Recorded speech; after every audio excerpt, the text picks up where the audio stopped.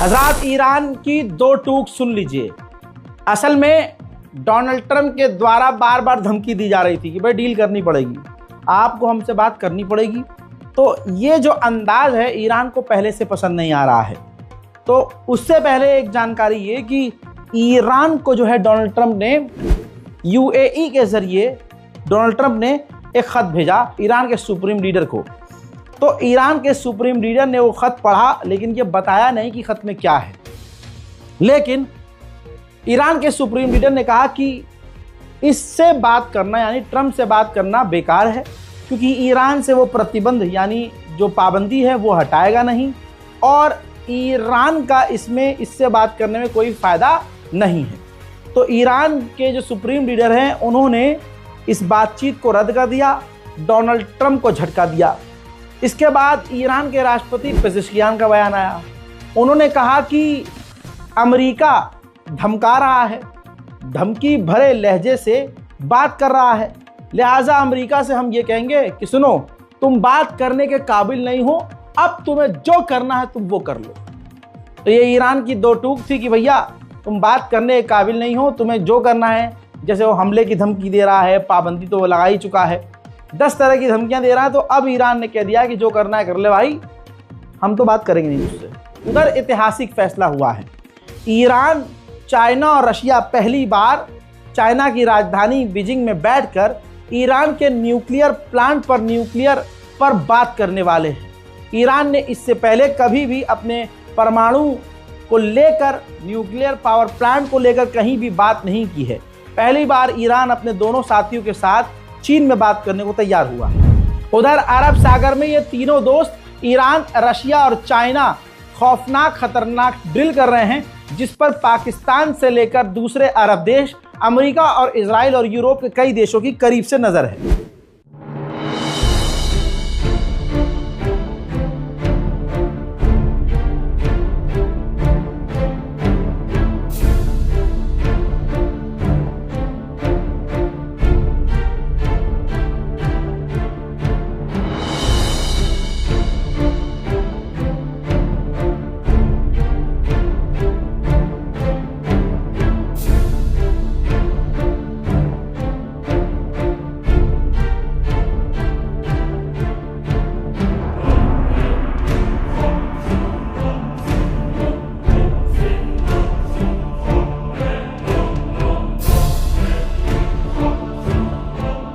उधर ईरानी हैकरों ने इजराइल को हिला दिया एक बार फिर से।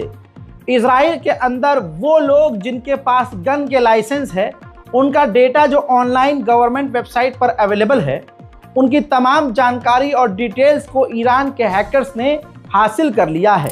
उधर IRGC के कमांडर का ऐलान है कि बहुत जल्द हम एक और अपनी नई लॉन्ग रेंज की मिसाइल दुनिया के सामने रखने वाले हैं। खدمت شما عرض کنم یکی از دستاوردهای بسیار خوب هوانیروز که ما در سالهای اخیر داشتیم بحث قطعه سازی هستش که از سالهای قبل شروع شده، ادامه داره و در آینده نزدیک انشاءالله ما رونمایی میکنیم از عبور از ساخت بیش از 1000 قطعه که انشاءالله در ایام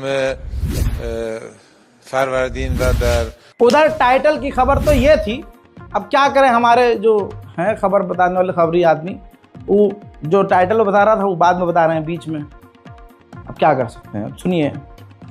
ईरान ने जो अपना सख्त तरीन कानून है हिजाब का, जी हाँ, जिस पर हमेशा कंट्रोवर्सी होती थी, सवाल उठते थे, ईरान ने उस ऐतिहासिक हिजाब लॉ को टेम्परेरी सस्पेंड कर दिया है, यानी सख्तियां ख़त्म कर दी हैं। और ईरान ने ऑफिशियली बताया है कि हमारे सुप्रीम लीडर की जो नेशनल सिक्योरिटी है एजेंसी, उनकी खुद की अलग है, उसने ये जानकारी दी है कुछ सेंसिटिव, जिसके बाद सुप्रीम लीडर के दफ्तर की तरफ से ये आदेश आया है कि भाई हिजाब के कानून को थोड़ा सा नरम कर दिया जाए। यानी अब सवाल ये है कि ईरान में ऐसा ही होगा कि अब लड़कियां नंगी घूमेंगी। हाँ, ईरान में ऐसा पहले ही होना शुरू हो चुका है, बस सोशल मीडिया पे चीज़ें जाती नहीं थी। ईरान में जो है कई तरह की सोशल मीडिया साइट्स बैन हैं, लेकिन इंस्टाग्राम चालू है। तो अगर आप ईरानी महिलाओं के इंस्टाग्राम को देखेंगे तो आप देखेंगे कि पब्लिक प्लेस में ज़बरदस्ती का उन्होंने, ज़्यादातर महिलाओं का भी ये हाल है कि क्योंकि उनको ये भ्रम है ईरानी लड़कियों की कि हम बहुत खूबसूरत हैं और हमारी खूबसूरती काले चादर के अंदर छुप रही है, और यूरोप की आड़ी टेढ़ी लड़कियां जो है चड्डी बनियान पहन के फेमस हो रही हैं। तो देखिए शैतान तो पूरी दुनिया में ही हो रहा है ना, शैतानी तो पूरी, क़यामत क्या है भाई, क़यामत ऐसी तो आएगी। तो अब ये है कि इंस्टाग्राम पर आप ईरानी लड़कियों को देखेंगे तो वो पब्लिक प्लेस में तो एक चादर पहने हुए हैं, लेकिन वही चादर जब घर में उतारेंगी आके तो अंदर से पूरी वो खुली भी निकलेंगी। यानी ऐसे अभद्र और अश्लील और नंगे कपड़े कि जो यूरोप के लोग भी ना पहनते हों। अब आप कहेंगे रज़ा भाई इस पर आप पर हम आपत्ति करेंगे, नहीं, आपत्ति करके क्या उखाड़ लोगे, सच तो कड़वा है। कल तक रज़ा भाई मोदी जी के खिलाफ बोलेंगे, सरकार के खिलाफ बोलेंगे तो बहुत मज़ा आ रहा, रज़ा भाई बड़ी हिम्मत है, लेकिन रज़ा में इतनी भी हिम्मत है कि अपने यहाँ कुछ गलत हो रहा है तो वो भी बोल सकता है। सच्चाई ये है दोस्तों कि ऐसा नहीं है कि ईरान की तमाम महिलाएं ऐसी हैं, लेकिन ज़्यादातर ऐसी हैं, वेस्ट के इन्फ्लुएंस में, यूरोप के इन्फ्लुएंस में आई हुई हैं। गंदगी हर जगह होती है। आप ऐसे ख़ानदान को भी जानते होंगे जिनके घर में सारे मौलाना उलमा हैं, लेकिन उनकी घर की बेटियां भी ऐसे, हिंदुस्तान की बात कर रहा हूँ, उनकी घर की बेटियां भी अधनंगी मिल जाती हैं आपको यूनिवर्सिटीज़ में, या जिनकी वीडियोज़ वायरल हो जाती हैं। तो क्या कर सकते हैं उसमें, मौलाना की गलती थोड़ी ना है, उनके वालिदैन की गलती क्या है। ये गलती है कि उन्होंने कुछ ज़्यादा भरोसा कर लिया। अब ईरान में जो हाल है वो, ये जो हाल है ईरान की नंगी लड़कियों का, वो हाल उन जगहों का नहीं है।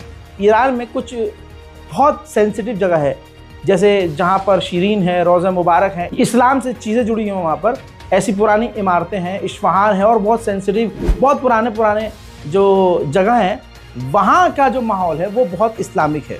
वहाँ आपको सब हिजाब में, सब अच्छी घर की लड़कियाँ, सब अच्छे लोग मिलेंगे आपको, हिजाब मिलेगा आपको। लेकिन थोड़ा आप बाहर आएंगे शहर और दूर की तरफ या सेंटर की तरफ, तो आपको पता है फिर आपको ये चीज़ें हर जगह देखने को मिलेंगी। अब इस कानून के कमज़ोर होने के बाद ईरान का आगे अब क्या होने वाला है उसकी जिम्मेदारी भाई हमारे हाथ में तो है नहीं, लेकिन बहुत जल्द कुछ न कुछ उल्टा सीधा आप सोशल मीडिया पर ईरान की लड़कियों का देखने को मिलेगा। ईरान के सुप्रीम लीडर ने डोनाल्ड ट्रंप को चप्पल पर चप्पल दागी है और ज़बरदस्त तरीके से तुलैया की है।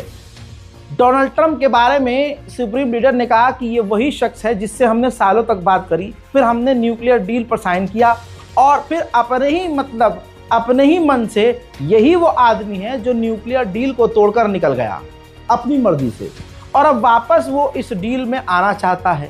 तो ये तो इसकी बेगैरती है, जब मर्जी ये डील में आता है और जब मर्जी डील तोड़कर चला जाता है। ऐसे इंसान और ऐसी ज़बान पर क्या ही भरोसा, लिहाजा हमें इससे बात ही नहीं करनी। साथ ही ईरान के सुप्रीम लीडर ने यह भी क्लियर कर दिया कि ईरान कभी भी परमाणु बनाना ही नहीं चाहता। वहीं अब अमेरिका का इराक पर दबाव ये है, जो पिछले कई महीनों से दबाव है, कि ईरान से तेल लेना बंद करे। इराक भी इतना फुस्सी और इतना दोगला कि उसकी अमेरिका के सामने टट्टी निकल गई, और अब इराक ईरान से छोड़कर ईरान के अलावा किसी और देश को तलाश कर रहा है जिससे वो तेल हासिल कर सके, तेल खरीदे। हजरात, उधर UNSC की मीटिंग होने वाली है इस मुद्दे पर कि ईरान परमाणु बना रहा है और परमाणु के करीब पहुंच रहा है। वहीं ईरान को $346 बिलियन का ऑयल रिजर्व मिला है, तेल का कुआं मिला है आसान भाषा में। लेकिन जहां ईरान के लिए खुशी है, वहां दुख की बात ये कि ईरान उसको ज़्यादा एक्सपोर्ट नहीं कर सकता, क्योंकि ख़तरनाक लेवल पर ईरान के ऊपर पाबंदी है। वहीं खबर यह आ रही है कि ईरान लगातार इजरायली लोगों को हायर करने की कोशिश कर रहा है, इजरायलियों के ही ज़रिए इजराइल के खिलाफ ख़तरनाक ऑपरेशन में काम करने के लिए। उधर रूस का करीबी दोस्त बेलारूस, वहाँ का जो डिफेंस मिनिस्टर है बेलारूस का, वो ईरान पहुँचा, और ईरान ने और बेलारूस ने कई अहम पेपर्स पर, एग्रीमेंट पर साइन किया है। लेकिन ये बात सामने नहीं आई है कि बेलारूस और ईरान के बीच डील क्या हुई है। लेकिन एक बात तो क्लियर है कि रशिया के कहने पर ही ये सब कुछ हो रहा है, और आसपास के देश ईरान के साथ अपने संबंधों को मजबूत कर रहे हैं। हजरात, लेबनान के अंदर इजराइल जो आतंक मचा रहा है, उसके पीछे का मकसद इजराइल का सच आया है। उसके पीछे का मकसद अब सच ये है कि इजराइल लेबनान को डरा धमका कर लेबनान के साथ नॉर्मलाइजेशन करना चाहता है, जैसे और अरब देशों ने किया हुआ है। हजरात, फ्रांस और अमेरिका लेबनान और इजराइल की बातचीत करवा रहे हैं, और इस बातचीत का पहला फ़ायदा ये हुआ कि 5 लेबनान के किडनैप किए हुए लोगों को इजराइल ने रिहा कर दिया। कहा जा रहा है आने वाले वक्त में अमेरिका और फ्रांस लेबनान को मजबूर कर देंगे इजराइल से डील करने के लिए। इस डील में फिर ये होगा कि अगर ये डील हो जाती है, लेबनान मान जाता है कि हाँ ठीक है, इजराइल को हम गले लगाने को तैयार हैं, तो इस बिना पर लेबनान के अंदर से इजराइल की फौज पीछे हट जाएगी। अब दोस्तों, लेबनान के अंदर का ये हाल दिखा रहा हूँ। इस मैप में जो लाल पट्टी, आपको लाल लाइन नजर आ रही है, लेबनान के अंदर इजराइल ने इन तमाम जगहों पर खंदक खोदी हुई है, यानी एक बड़े बड़े गड्ढे लंबे लाइन के तौर पर खोदे हुए हैं और उसका इस्तेमाल जंग के लिए कर रहा है। उधर ये तस्वीर देख लीजिए, लगातार इजराइल लेबनान पर एयर स्ट्राइक भी कर रहा है, जिसमें जानकारी यह है कि कई आम सिविलियंस भी मारे गए हैं। सिर्फ इतना ही नहीं, अब ये फायरिंग का आप वीडियो देख सकते हैं। लेबनान में इजराइल की सेना देर रात को सिविलियंस के इलाके में ओपन फायर भी करती हुई नजर आ रही है। इसके अलावा 24/7 लेबनान के आसमान में इजराइल के लड़ाकू फाइटर जेट उड़ते हुए नजर आ रहे हैं। लेबनान में इजराइल अब तक 1100 बार डील का यानी सीज फायर का उल्लंघन कर चुका है और इस उल्लंघन में इजराइल ने डील के बावजूद, सीज फायर के बावजूद 85 लेबनीज को कत्ल कर दिया है। उधर सीरिया से आ रही है नई जानकारी, तस्वीर में आपके सामने। तुर्की भारी भरकम हथियार सीरिया के अंदर भेज रहा है।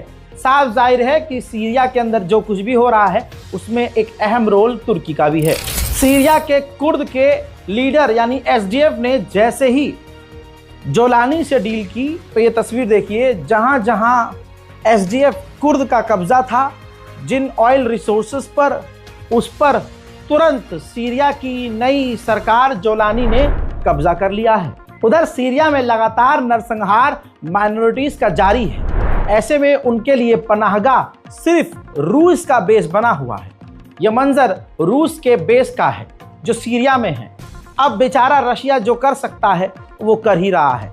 रूस का ये बेस पूरी तरह से भरा हुआ है, कदम रखने की जगह नहीं है।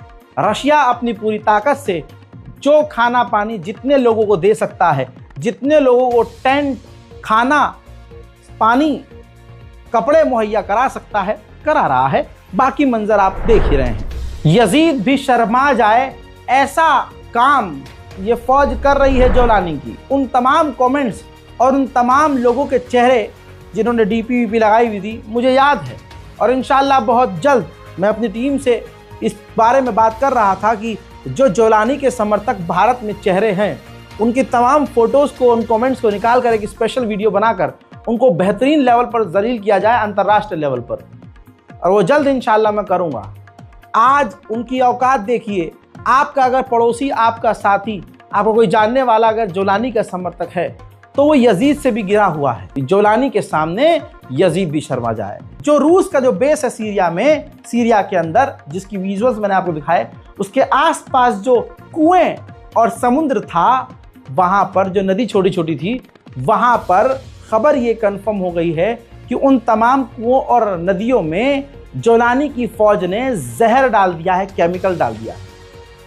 अब वो जहरीला पानी पी के कई लोग मरे हैं, जिसके बाद ही ये कंफर्म हुआ है कि ये पानी जहरीला है, इसमें जहर मिलाया गया है। तो अब सीरिया के बेस में, जो रूस का बेस है सीरिया में, उस बेस के अंदर जो लोग हैं उनको पानी तक की किल्लत हो रही है। और यजीद की तरह ये जोलानी सरकार नहीं चाहती कि छोटे छोटे बच्चे पानी पी सकें, प्यासे मर जाएं। अब रशिया के बेस की सैटेलाइट इमेज दिखाता हूं। ये देखिए, बीच में आपको भीड़ नजर आ रही है और उस भीड़ को जो है चारों तरफ से गाड़ी का बॉर्डर बनाकर घेरा हुआ है, गाड़ियों से घेरा हुआ है, यानी गाड़ियों से दीवार बनाई हुई है और उस दीवार के बीच में चारों तरफ बाउंड्री के अंदर सिविलियंस को रखा गया है। यह सैटेलाइट इमेज है रूस के बेस की। अब आप समझ सकते हैं कि जोलानी कितना बड़ा हैवान है। मिडिल ईस्ट स्पेशल रिपोर्ट में फिलहाल के लिए इतना ही। इस रिपोर्ट को शेयर कीजिए, दुआओं में याद रखिए। जय हिंद।